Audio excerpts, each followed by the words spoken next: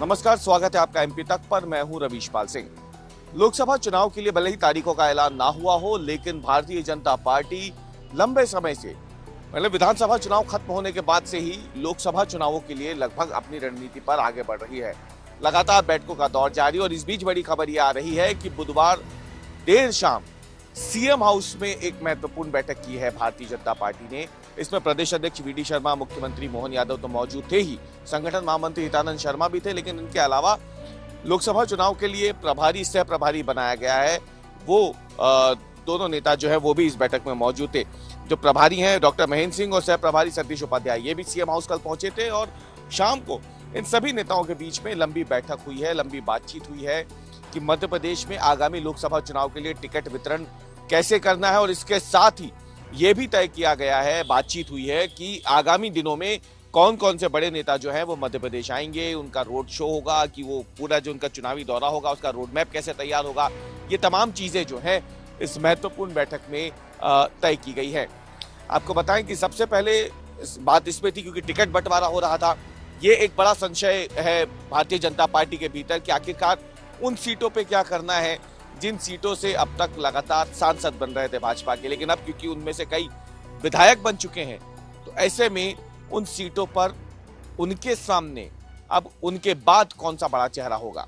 जैसे जबलपुर से राकेश सिंह लगातार चुनाव जीतते आ रहे थे लोकसभा का, लेकिन अब वो मध्य प्रदेश सरकार में मंत्री हैं। ऐसे ही प्रहलाद पटेल की सीट है नरसिंहपुर। दूसरी तरफ नर्मदापुरम जो लोकसभा सीट है, वहां से अगर देखा जाए तो राव उदय प्रताप सिंह, वो भी मोहन यादव सरकार में मंत्री बन गए हैं।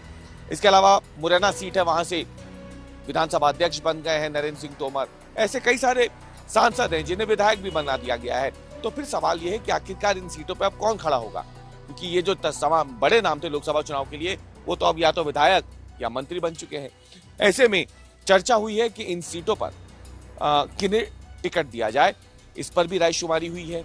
इसके अलावा बाकी सीटों पे जो बहुत ज्यादा महत्वपूर्ण सीटें हैं, वहां से कौन नाम हो सकते हैं, उन पर भी चर्चा हुई है। यह भी तय हुआ है कि लोकसभा चुनाव के लिए चुनावी दौरे अब लगभग शुरू ही होने वाले हैं। प्रधानमंत्री हो, गृह मंत्री अमित शाह हो, बीजेपी के राष्ट्रीय अध्यक्ष हो, या इनके समेत भाजपा के बड़े वो नाम जो कि स्टार कैंपेनर होंगे, उनका चुनावी दौरा कहां तय करना है, कैसे रोड मैप तैयार करना है। अमित शाह भी 25 फरवरी को फिर आने वाले हैं मध्य प्रदेश दौरे पे। इसमें वो ग्वालियर क्लस्टर की बैठक लेंगे, वही ग्वालियर क्लस्टर जिसमें पहले नरेंद्र सिंह तोमर को प्रभारी बनाया गया था, बाद में उन्हें भेजा गया और अब सागर के जो मंत्री हैं भूपेंद्र सिंह, उन्हें ग्वालियर क्लस्टर दिया गया है। तो ऐसे में अमित शाह भी इस बैठक के लिए आ रहे हैं, तो अमित शाह का ये दौरा कैसा होगा उस पर भी बातचीत हुई है।